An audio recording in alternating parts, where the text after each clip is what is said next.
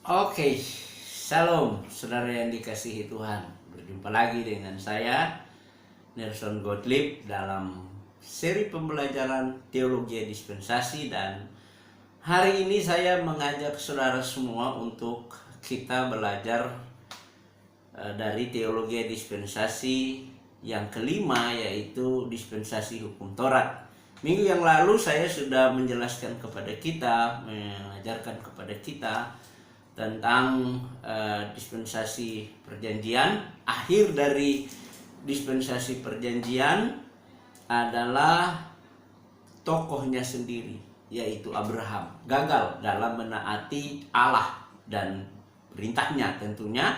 Dan mulai saat itu, karena ketidakpercayaan, ketidaktaatan Abraham terhadap Allah dalam setiap janji Allah, maka akibatnya dispensasi perjanjian dia harus berakhir, dan dia berakhir dengan penghukuman. Ya, tentunya kalau kita lihat runutannya, ya dia punya sejarahnya, bahwa ketika Abraham gagal menaati Allah dengan perintahnya, dengan janji-janjinya, maka Allah memberikan kepada Abraham waktu itu adalah sebuah hukuman dengan kalau kita sudah baca minggu yang lalu, ya, di Kejadian pasal 15 itu, bahwa Allah akan menghukum atau mengizinkan keturunan dari Abraham, anak cucu Abraham, harus diperbudak di Mesir selama 400 tahun. Tentunya proses ini kita lihat Allah menggiring dengan cara pada saat Abraham punya anak Ishak dan Ismail. Nah, kemudian Ishak punya dua anak. Dua anak ini adalah Yakub, Esau dan Yakub, dan dari Yakublah Allah mengokohkan janji Allah kepada Abraham dengan mengubah nama Yakub menjadi Israel. Nah, dari Israel ini Yakub memiliki 12 anak laki-laki, dan dari 12 anak laki-laki ini ada satu suku yang dari 12 anak ini ada satu anak yang Allah memang persiapkan untuk prosesi mereka sampai di tanah Mesir, yaitu Yusuf. Ketika Yusuf hadir di tengah kehidupan kakak-kakaknya dengan mimpinya juga yang sudah sempat dia sampaikan kepada bapak mamanya, kepada kakak adiknya, kepada kakak-kakaknya, maka di situ ada masalah di mana saudara-saudaranya membenci dia karena dia memiliki satu mimpi yang besar. Dia akan menjadi seorang yang besar ke depan, sampai bapak mamanya, seluruh saudaranya tunduk sujud menyembahnya. Nah, Allah memberikan visi ini kepada Yusuf untuk disampaikan bahwa ini yang akan terjadi. Dan benar bahwa kebencian dari saudara-saudaranya mengakibatkan mereka akhirnya menjual Yusuf kepada orang-orang Ismail pada waktu itu untuk menuju ke Mesir. Dan orang-orang Ismail juga menjual Yusuf kepada Potifar. Ini prosesnya sampai mereka akan diperbudak 400 tahun di sana. Kemudian dari Potifar, Yusuf mendapatkan satu dibilang dikhianati kesetiaannya dengan seorang wanita, istri Potifar, yang nafsunya, yang ingin hidup bersama, ingin ditiduri oleh Yusuf, mengakibatkan akhirnya dia mengambil keputusan untuk membuat cerita terbalik. Dia yang merayu Yusuf, dia yang berusaha setiap hari dengan caranya supaya Yusuf bisa jatuh dalam dosa, tapi Yusuf tetap punya kebenaran firman Allah dalam dirinya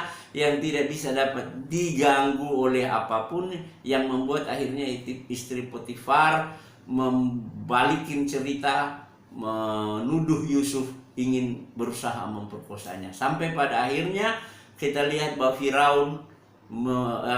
Potifar memasukkan Yusuf ke penjara. Di dalam penjara sana, karena Yusuf hidup takut akan Allah, Yusuf bergaul dengan Allah, Yusuf pegang firman Allah, sehingga sekalipun di dalam penjara dia mendapatkan kepercayaan. Jadi ketika Yusuf dijual oleh orang Ismail kepada Potifar, Potifar memberikan kepercayaan untuk menguasai segala harta benda yang dia miliki, ya semua yang ada di dalam rumahnya itu dipercayakan kepada Yusuf untuk dikelola. Sebaliknya ketika Yusuf juga masuk ke penjara, ya selanjutnya kita lihat ketika Yusuf di penjara pun karena Allah menyertai dia, maka dia dipercayakan oleh kepala penjara untuk juga menguasai orang-orang yang ada di dalam penjara. Ini luar biasa ya, ketika kita lihat kelihatannya sulit Yusuf menjalani kehidupan untuk sampai mencapai visi Allah yang besar untuk membawa Israel keluar dari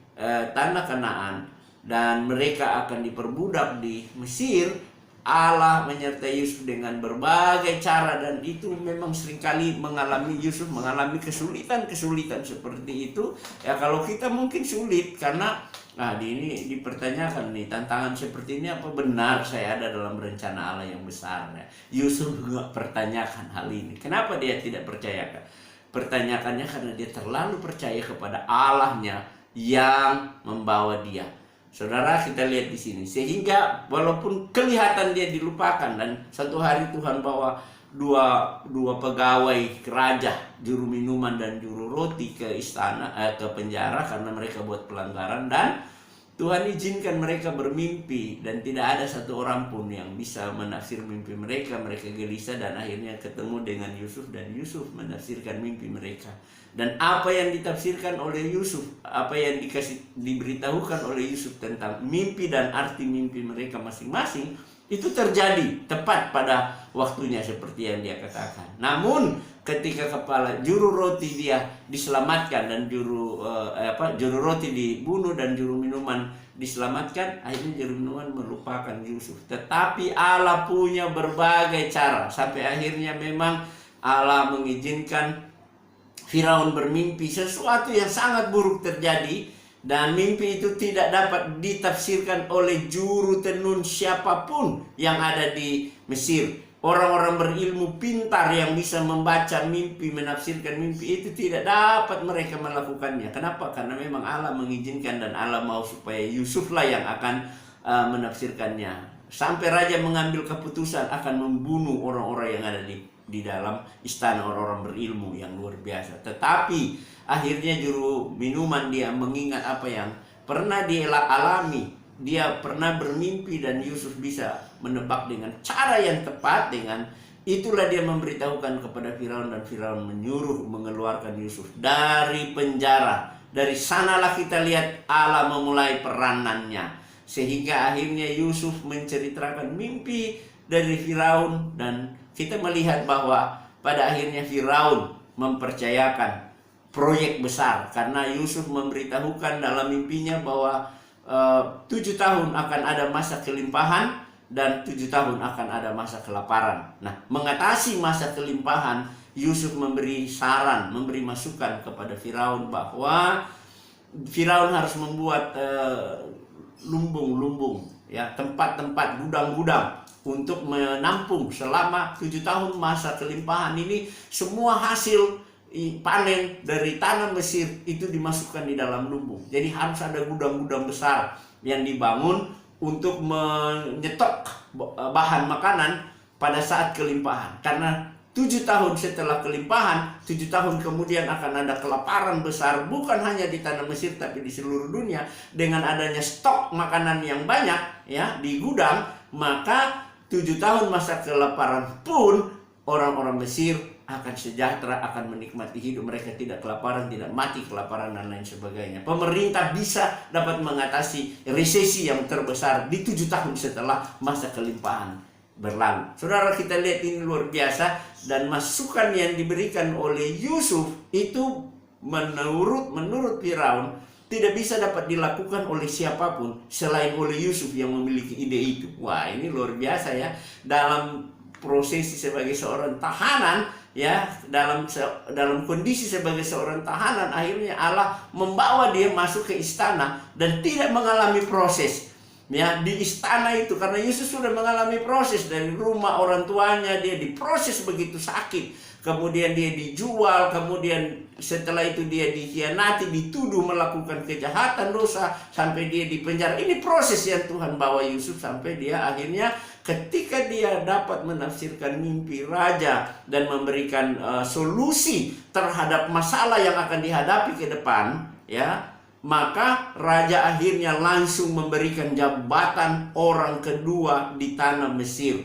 Kekuasaan Firaun itu hanya ada pada tahtanya, tetapi seluruh tanah Mesir, pemerintahan dengan semuanya, itu raja mempercayakan dan raja memberikan cincin meterainya sebagai seorang yang berkuasa, dan semua masyarakat, pejabat maupun masyarakat di Mesir pada waktu itu harus mendengar apa yang dikatakan oleh Yusuf. Luar biasa. Dan raja ini memberikan kuda kerajaannya, mengarah-arahkan Yusuf di dalam kota keliling dan memberitahukan, mengumumkan kepada seluruh pejabat sampai kepada masyarakat Mesir bahwa inilah orang yang harus kalian dengar. Dia adalah orang kedua. Dia punya peran luar biasa. Bayangkan, dari orang yang dipenjarakan, dari orang yang terbuang dipenjarakan, akhirnya Tuhan mengangkat dia karena memang mimpinya itu benar, bahwa dia akan menjadi penguasa, dia akan disembah oleh orang tua sampai kepada saudara-saudaranya. Nah, ketika Yusuf akhirnya diangkat oleh Firaun, apa? Dia mulai mengerjakan pekerjaannya yang mengakibatkan ketika masa panen terjadi, Yusuf mulai memasukkan semua hasil-hasil panenan di dalam gudang-gudang yang dia sudah bangun, lumbung-lumbung yang dia sudah bangun untuk menampung semua stok makanan. Dan pada saat kelaparan terjadi, benar-benar 7 tahun itu masa yang sulit. Dan akhirnya kita lihat skenario ini luar biasa sekali. Tuhan membawa kakak-kakaknya Yusuf untuk datang berbelanja. Dari Kanaan juga mengalami kekeringan, Kanaan juga mengalami panas, dan akhirnya mereka kesulitan dan mereka memang tidak ada stok makanan di sana. Kelaparan terjadi di mana-mana yang mengakibatkan akhirnya mereka harus cari informasi, dan mereka dapat informasi bahwa di Mesir ada stok makanan yang melimpah. Saudara, ini dia.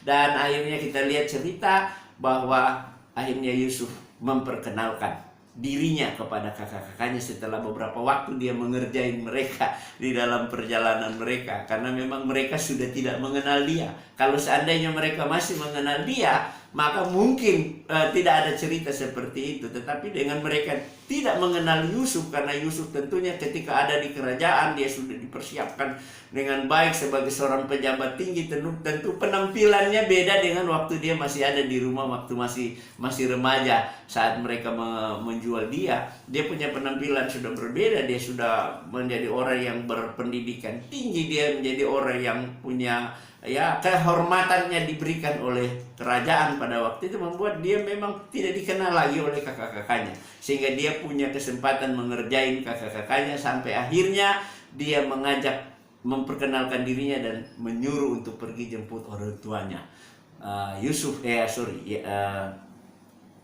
Yakub dengan seluruh isi keluarga, 70 orang datang dari Kanaan, pindah ke Mesir, dan di sana mereka hidup. Dari 70 orang ini mereka akhirnya berkembang luar biasa, ya. Mereka berkembang luar biasa, dan Allah menempatkan mereka di satu tempat yang memang juga nyaman. Mereka hidup tidak diganggu oleh orang Mesir, dan di sana mereka berkembang biak sampai jumlah mereka tidak bisa ini lagi, yang akhirnya pada saat raja berganti, beberapa raja dan raja yang datang berikut ini, beberapa raja yang ganti terakhir, dia akhirnya sudah tidak mengenal Yusuf dengan kegiatan-kegiatan yang pernah Yusuf lakukan di Mesir, dan dia kelihatannya sudah dilupakan, dan Yusuf juga sudah meninggal. Maka akhirnya orang Israel disiksa, orang Israel dianiaya, benar-benar mereka diperbudak, dan itu waktunya 400 tahun, bahkan lebih 400 tahun kalau kita baca Alkitab, bahwa ketika 435 atau 400 sekian tahun Allah mengingat kembali janjinya untuk membebaskan Israel. Mereka sudah cukup lama diperbudak di sana, sehingga pada waktu itu terjadi penganiayaan juga besar-besaran, bahwa orang Israel, karena anak mereka punya keturunan berkembang terus di Mesir, yang membuat ketakutan besar bagi pemerintah Mesir, sampai kepada masyarakat bahwa orang Israel ini bisa jadi ancaman bagi mereka. Dan Firaun mulai menjalankan niat jahatnya dengan membunuh anak-anak yang lahir. Jadi memerintahkan kepada para bidan yang akan menolong orang-orang Israel, ibu-ibu Israel melahirkan, untuk ketika anak laki-laki yang keluar harus dicekik, dibunuh mati. Jangan ada lagi perkembangan orang Israel. Tetapi Tuhan punya cara beda. Tuhan bekerja di hati para bidan untuk memberikan belas kasihan, sehingga bidan-bidan itu tidak berani membunuh satu orang pun dari anak-anak Israel yang lahir. Yang sampai pada akhirnya Musa lahir, dan karena ketakutan orang tua ingin Musa ini tetap hidup, dan cara yang tepat supaya Musa aman adalah mereka membawa Musa ke Firaun, mengantarkannya supaya dia bisa dirawat, dibesarkan, ya, diasuh oleh anaknya Firaun, putri Firaun. Dan itu pintarnya orang tua, dan saya percaya itu cara Allah. Ya, orang tua membuat semacam peti kecil, kemudian dilapisi, dibuat begitu nyaman seperti perahu, dan dia harus dialirkan, dibawa di sungai Mesir pada waktu itu, yang pada akhirnya anak daripada Firaun itu akhirnya mengangkat dia dan membesarkan dia, mengasuh dia. Dan ya, tentu kita lihat bahwa 40 tahun Musa dibesarkan di istana raja. Musa dibesarkan di kalangan orang-orang berpendidikan elit. Musa mendapatkan pendidikan tinggi. Musa mendapatkan pendidikan yang luar biasa. 40 tahun Musa dibentuk, diproses, karena memang Firaun mempersiapkan Musa untuk menggantikannya menjadi raja. Sehingga kita lihat di sini, saudara, luar biasa caranya Allah, ya. 40 tahun itu Musa dipersiapkan secara matang. Tetapi 40 tahun itu juga Tuhan mempersiapkan dia untuk membawa Israel keluar dari perbudakannya. Nah, ketika Musa menolong orang Israel dalam perkelahiannya dengan temannya, akhirnya 2 kali dia tolong dan dia diketahui, akhirnya dia lari. 40 tahun lagi dalam pelariannya, Tuhan mempersiapkan Musa 40 tahun di padang gurun. Luar biasa, 40 tahun di istana dengan pendidikan yang luar biasa, tetapi belum cukup bagi Allah, karena Musa akan membawa bangsa yang besar ini keluar dengan berbagai hal yang sangat rumit, sehingga memang Tuhan harus membentuk karakter lagi Musa. Jadi mungkin dia dibentuk di istana sebagai seorang karakter raja yang angkuh, yang sombong, tapi dia harus dibentuk 40 tahun lagi dengan kambing domba. Pada saat dia menggembalakan kambing domba mertuanya Yitro, dan 40 tahun di padang gurun dia, ya, di padang sana dia Allah mempersiapkan Musa. Ketika usia 80 tahun Allah membawa Musa. Ketika Allah melihat sudah cukup, sudah matang Musa, karena memang hanya orang yang sabar seperti Musa lah yang bisa membawa Israel keluar dari Mesir. Dan orang yang sabar seperti Musa lah yang bisa menghadapi orang-orang yang keras kepala, orang-orang yang tegar tengkuk dari bangsa Israel sendiri. Jadi kita lihat memang Allah memilih orang yang tepat untuk membawa bangsa ini keluar dalam program Allah yang besar. Ini kita lihat, ya, sampai Allah menampakkan diri, dan Musa akhirnya Tuhan pakai menjadi alatnya untuk membebaskan Israel. Tentunya kita sudah tahu, ya, ceritanya dengan 10 tulah yang hebat itu, yang akibatnya membawa Israel keluar. Nah, ketika mereka keluar dari Mesir dan mereka akan menjadi satu bangsa yang kuat. Kenapa disebut satu bangsa yang kuat? Karena untuk menjadikan satu bangsa yang besar, yaitu pertama ada pemimpin, yang kedua ada rakyatnya, yang ketiga harus ada undang-undang. Nah, Israel ini belum menjadi satu bangsa pada waktu itu. Mereka sudah punya jumlah yang banyak, ya, jumlah penduduk yang besar waktu itu. Kemudian mereka sudah punya pemimpin Musa, tetapi mereka belum punya peraturan, belum punya undang-undang. Dan Allah harus membawa mereka keluar dari Mesir untuk mengokohkan mereka menjadi satu bangsa yang besar yang akan membawa kehidupan sampai hari ini. Kita lihat bahwa benar-benar Tuhan membawa mereka sampai di Bukit Sinai. Nah, ini dia. Jadi kita akan masuk di dispensasi hukum Taurat. Ini dia punya, saya mengantar kita dalam peristiwa sampai dia akan masuk ke masa hukum Taurat. Jadi sampai di Bukit Sinai, di sanalah Musa, Tuhan membawa dia naik di Bukit Sinai. Untuk apa? Memberikan 2 loh batu kepada orang Israel. Di dalam 2 loh batu itu ada 10 perintah. 5 perintah berhubungan dengan manusia dan Allah, berhubungan dengan karakter dan sifat Allah. 5 lagi berhubungan dengan manusia dengan manusia, manusia dengan Allah. Jadi kita lihat di sini, wah, luar biasa dari 10 hukum ini, ya. Itulah undang-undang dasar. Ya, kalau kita undang-undang dasar negara kita semuanya berdasar kepada Pancasila. Indonesia punya Pancasila 5, ya, sila yang menjadi dasar dari segala sumber hukum di negara Republik Indonesia. Jadi undang-undang apapun, hukum apapun, peraturan apapun yang dibuat di dalam bangsa ini semuanya harus berdasar kepada Pancasila. Tidak ada undang-undang, tidak ada peraturan pemerintah apapun yang bertentangan dengan Pancasila. Jadi itu Pancasila adalah dasar dari negara Indonesia kita, ya, sehingga itulah yang mendasari Indonesia memiliki banyak aturan. Nah, begitu juga ketika orang Israel melalui Musa menerima 10 hukum Taurat, maka 10 hukum Taurat ini adalah dasar sumber hukum dari bangsa Israel. Ya, kalau kita mau, Indonesia punya Pancasila, ya, orang Yahudi punya, orang Israel punya Dasasila, 10 sila, Dasasila.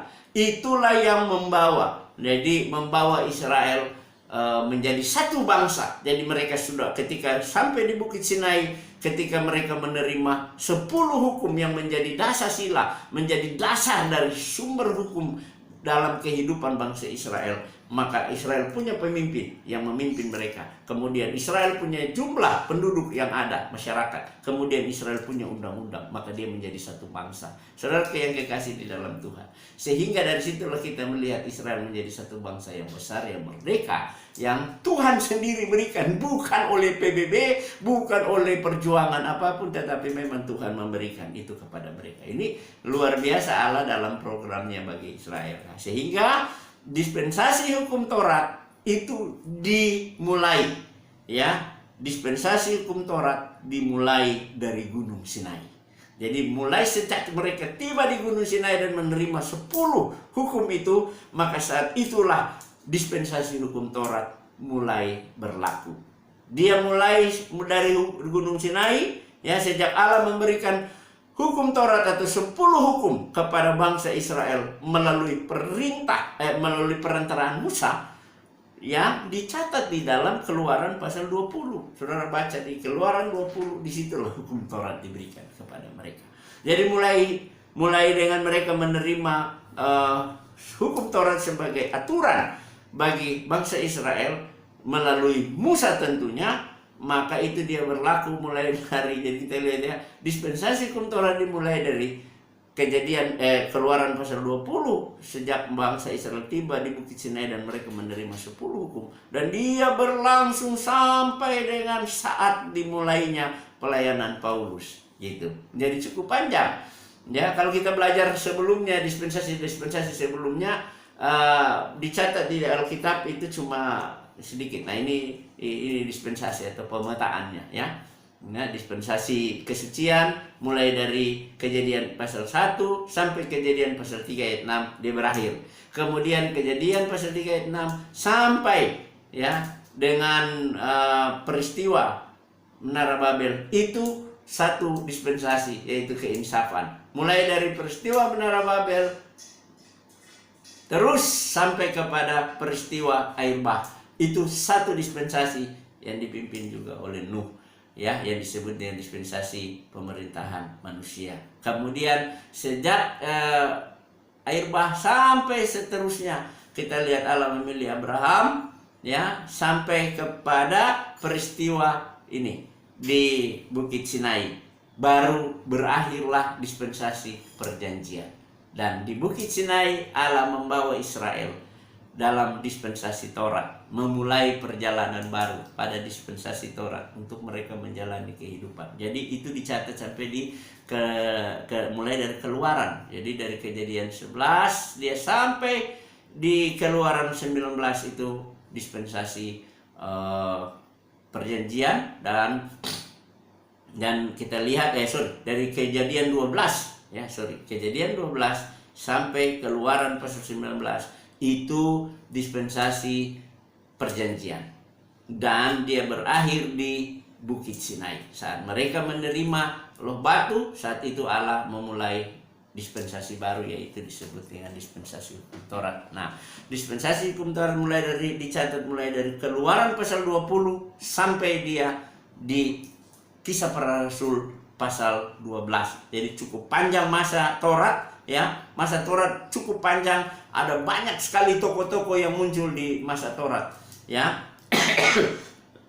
di dispensasi hukum Taurat, Sekali lagi, ada banyak tokoh yang muncul di dispensasi hukum Taurat, sehingga kita lihat tokohnya di sini pada awal perjalanan dispensasi Taurat. Tokohnya adalah Musa yang membawa Israel menjadi satu bangsa yang benar-benar luar biasa dan berada di dalam dispensasi hukum Taurat. Jadi tokohnya Musa. Bahkan Yohanes memberikan kesaksian juga kepada kita di dalam Yohanes pasal 1 ayat 17a di sana bahwa Musa lah pemimpin dari bangsa Israel di dalam dispensasi hukum Taurat.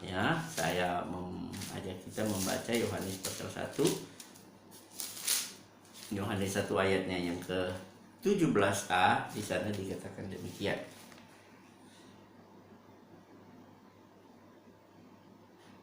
Sebab hukum Taurat diberikan oleh Musa, tetapi kasih karunia dan kebenaran datang oleh Yesus Kristus. Jadi kita lihat hukum Taurat diberikan melalui Musa, datang melalui Musa. Tapi kasih karunia melalui Yesus Kristus. Itu perbedaannya. Jadi dia hukum Taurat diberikan, Musa menjadi tokoh pada dispensasi hukum Taurat. Mengapa disebut dengan dispensasi hukum Taurat? Tentunya kita bertanya-tanya, kenapa ada setiap dispensasi ada? Karena setiap dispensasi punya arti, Disebut dispensasi hukum Taurat karena alasannya yang pertama dispensasi karena sejak di Bukit Sinai.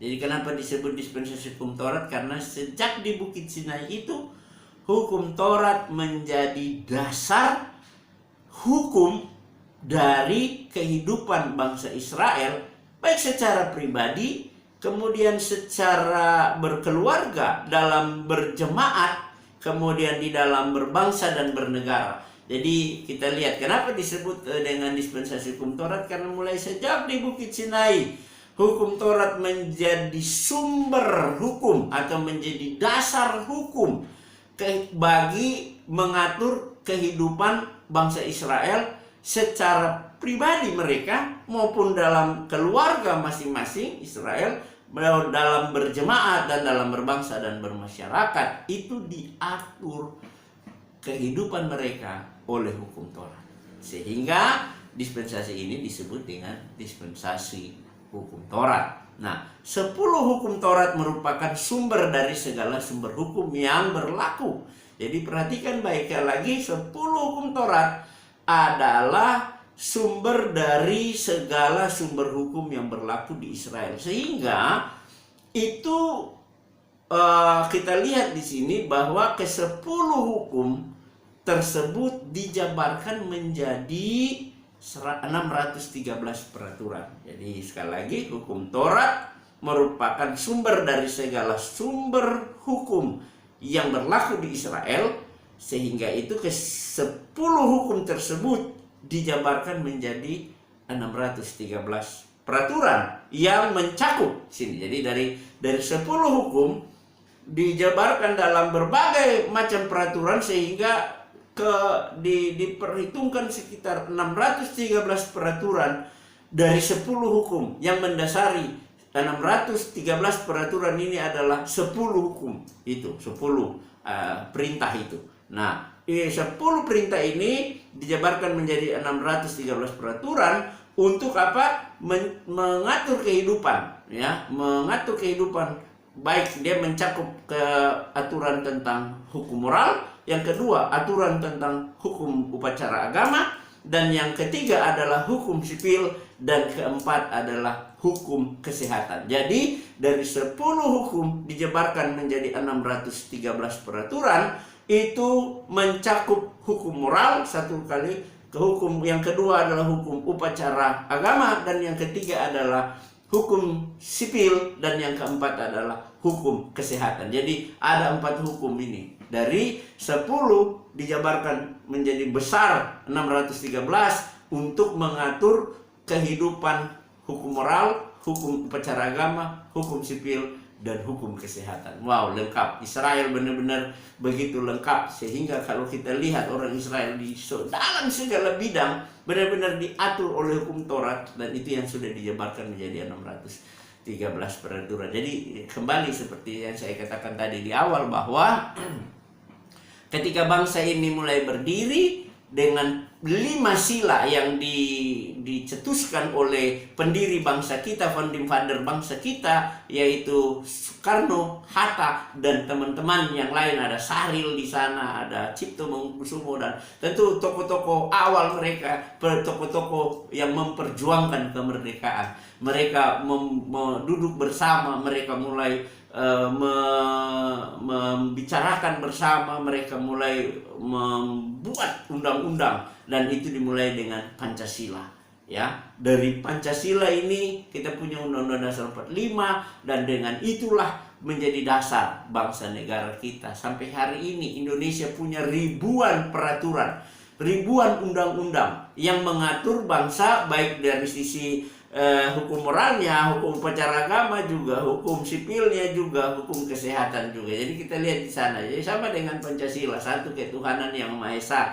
Ya, ini bicara tentang hukum bagaimana upacara agama, semua bangsa, orang-orang itu berhak memeluk agamanya masing-masing. Kemudian kita lihat ada hukum moral, bagaimana hukum undang-undang kita mengatur sampai kepada hal-hal yang bersifat moral dan lain sebagainya. Kemudian hukum sipil itu bicara banyak hal, ya. Kemudian termasuk ada agraria dan lain sebagainya. Kemudian ada hukum kesehatan, dan itu yang sudah pertama dimiliki sebelum bangsa Indonesia memiliki aturan-aturan dalam hukum bangsa kita. Israel sudah punya terlebih dahulu, karena itu mereka sudah menerima di Bukit Sinai. Allah benar-benar membentuk bangsa ini menjadi bangsa yang kuat dengan peraturan yang bukan dikonsep oleh manusia. Nah, kalau tadi saya bilang setiap negara ketika membuat undang-undang itu dikonsep oleh manusia, tetapi Israel memiliki undang-undang, memiliki dasar dari segala sumber hukum di Indonesia. Itu dasarnya dirancang oleh Allah sendiri, jadi bukan oleh manusia. Tidak ada konsep manusia di dalam peraturan, dalam hukum Taurat, ya. Sekali lagi, tidak ada konsep manusia pada saat Allah memberikan hukum Taurat kepada manusia, pada orang Israel pada waktu itu. Jadi semua benar-benar dari ke-10 hukum itu adalah konsep yang datangnya dari Allah. Dan Israel, ya, Israel sebenarnya mereka punya yang namanya teokrasi, kepemimpinan mereka tunggal. Mereka punya raja itu sebenarnya cuma Allah. Tapi karena ke depannya kita lihat akhirnya Israel tidak puas dengan Allah yang memimpin mereka, mereka akhirnya memilih raja. Tapi nanti itu kita belajar ke depan di dalam perjalanan dispensasi hukum Taurat tentunya. Tapi mulai dari sejak awal yang memimpin mereka adalah Allah. Allah yang adalah raja di atas segala raja orang Israel. Allah adalah pemimpin tunggal Israel. Allah hanya memakai Musa dan Harun, dan seterusnya kita lihat itu sebagai alatnya saja. Allah yang memimpin mereka, Allah yang mengendalikan mereka. Jadi kita lihat di sini bedanya bangsa-bangsa yang ada di bumi dengan peraturan, dengan aturan-aturan hukum-hukum yang dibangun, ya. Beda dengan Israel. Memang dari awal Israel menjadi spesial karena apa? Karena Israel adalah bangsa pilihan khususnya Allah. Supaya saudara-saudara tahu, belajar. Jadi kita berbeda. Memang tidak ada bangsa yang bisa menyamai Israel. Kenapa? Tidak ada bangsa yang bisa menyamai Israel. Karena memang Israel punya undang-undang datangnya dari Allah sendiri. Bukan dari otak manusia yang merancang dan menulis dan memikirkan, tapi semua yang diberikan Allah itu konsepnya dari Allah untuk Israel jalani. Ketika Israel menjalani hidup sesuai dengan konsep yang Allah berikan, mereka taati hukum-hukum itu. Dan kalau kita belajar sepanjang dispensasi hukum Taurat, memang benar-benar mereka diminta oleh Allah untuk tunduk dan taat, hormat, dan setia melakukan aturan-aturan. Ketika bangsa ini melakukan semua peraturan dalam kehidupan mereka, ketika mereka menjalani kehidupan sesuai dengan aturan yang Allah berikan, hidup mereka benar-benar sejahtera. Ya, bangsa mereka sejahtera. Seluruh rakyat mengalami kesejahteraan. Kenapa? Karena Allah. Ini yang perlu saya tegaskan di sini. Allah yang memerintah mereka. Allah yang menjadi pemimpin mereka. Allah yang menjadi raja mereka. Tentu konsep Allah dengan konsep manusia berbeda.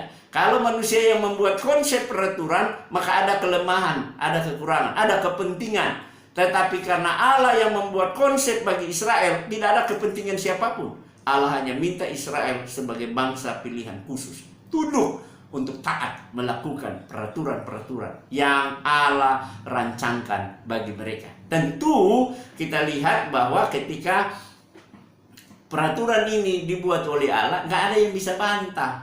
Ya, nah kalau kita lihat di dalam setiap bangsa adalah, tidak hanya di Indonesia, tetapi di semua bangsa di dunia ini, kenapa selalu ada demonstrasi? Kenapa selalu ada ketidakpuasan? Merasa bahwa undang-undang ini dibuat hanya untuk kepentingan orang-orang tertentu.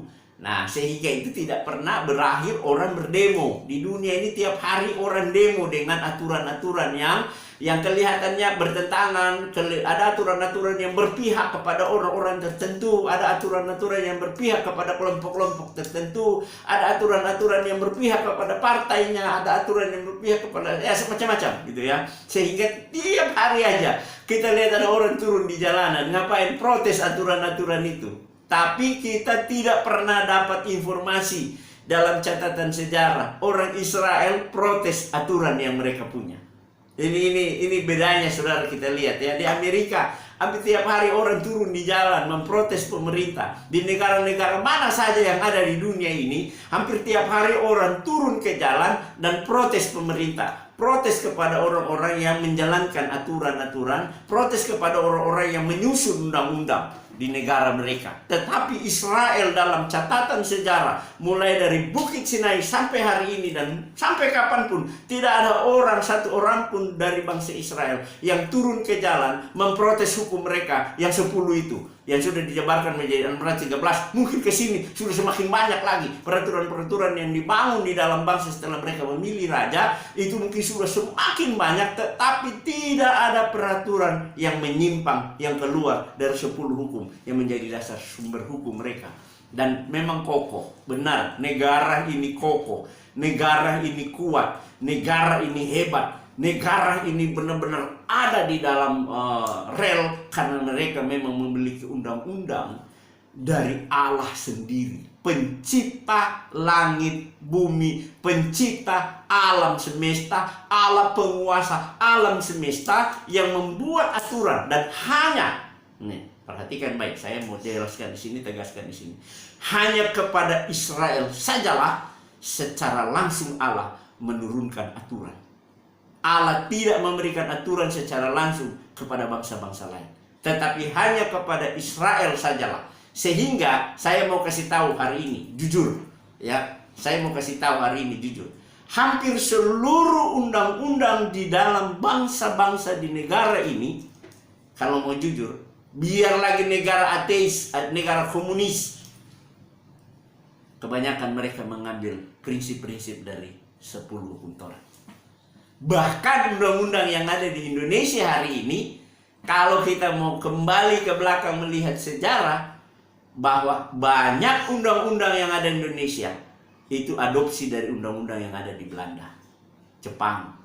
Dan dasar undang-undang mereka, saya mau kasih tahu, hukum Taurat. Sehingga begitu kuat, begitu kokoh, begitu tidak ada keberpihakan. Karena itu hebatnya undang-undang yang diberikan. Dan inilah yang kembali kita ke belakang. Olehmu semua kaum di muka bumi mendapat berkat.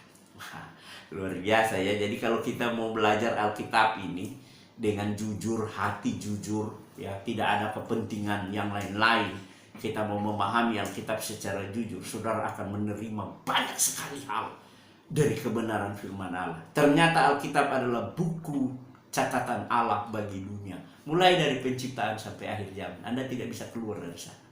Dan orang Israel memiliki hukum yang disebut dengan hukum Taurat, yang mengatur kehidupan mereka, baik secara hukum moral, hukum upacara agama, hukum sipil, dan hukum kesehatan. Dan orang Israel dalam catatan sejarah mereka menaati. Ketika mereka melanggar hukum-hukum ini, Tuhan langsung turun tangan dan mengatasi mereka.